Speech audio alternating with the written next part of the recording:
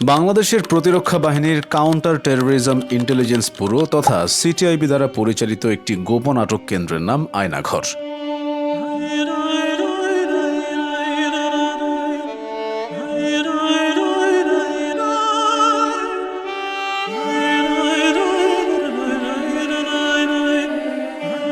ধারণা করা হয় এখানে কমপক্ষে 16টি কক্ষ রয়েছে, যেখানে একসঙ্গে 30 জন বন্দী রাখার সক্ষমতা রয়েছে। আয়নাঘরটি বাংলাদেশের ঢাকা সেনানিবাস এলাকায় অবস্থিত বলে ধারণা করা হয়েছিল আগেই।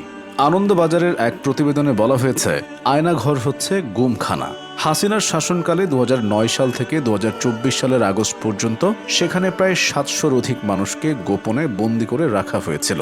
শেখ হাসিনার আমলে বিরোধী দলের বহু নেতাকর্মী নিখোঁজ হয়ে গেছেন। তারা কোথায় আছেন, কিভাবে আছেন, বেঁচে আছেন নাকি মেরে ফেলা হয়েছে সে ব্যাপারে কোনো খোঁজ নেই। এমনকি সেনাবাহিনীর লোকজনও রয়েছেন ওই তালিকায়। আয়নাঘর আসলে গোয়েন্দাদের একটি গোপন বন্দিশালা বা ডিটেনশন ক্যাম্প।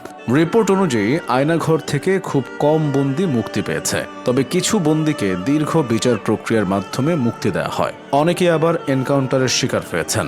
বাংলাদেশে এই জাতীয় ঘটনার তদন্ত প্রায় হয়নি বললেই চলে। আয়নাঘরে রাখা অনেকেই দিনের পর দিন অত্যাচার সহ্য করতে না পেরে মারা যায়, তারপর লাশ সরিয়ে ফেলা হয়। যাদের গ্রেফতার করা হয় তাদের খাতা কলমে কোনো তথ্য রাখা হয় না, আর যারা হাসিনার আস্থাভাজন ছিলেন তারাই আয়নাঘরের দায়িত্ব পেতেন। আয়নাঘরের বন্দীদের সঙ্গে তাদের পরিবারের সদস্যদের দেখা করা কিংবা যোগাযোগের কোনো আইন ছিল না। 14 আগস্ট 2022-এ নেত্র নিউজ, যা একটি সুইডেন ভিত্তিক স্বাধীন নিউজ পোর্টাল, সেটি একটি অনুসন্ধানী হুইসেল ব্লেয়ার প্রতিবেদন প্রকাশ করে। ওই প্রতিবেদনে বলা হয়, বাংলাদেশের কর্মকর্তারা আয়নাঘরে বলপূর্বক গুমের শিকারদের আটক ও নির্যাতন করছে।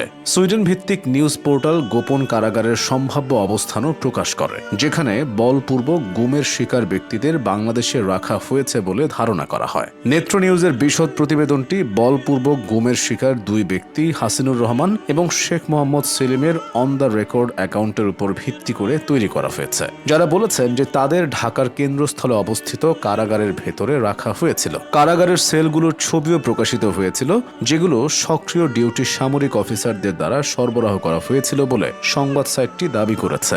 19 আগস্ট 2024-এ দৈনিক ইত্তেফাক একটি খবর প্রকাশ করে যে আয়নাঘর নিয়ন্ত্রণ করতেন তারিক আহমেদ সিদ্দিক, যিনি শেখ হাসিনার সামরিক উপদেষ্টা ছিলেন। অবশেষে 5 আগস্ট 2024 সালে ছাত্র জনতার অভ্যুত্থানে শেখ হাসিনার পতনের পর আয়নাঘরের রহস্য ফাঁস হয় এবং জাতি তা সম্পর্কে বিস্তারিত তথ্য জানতে পারে।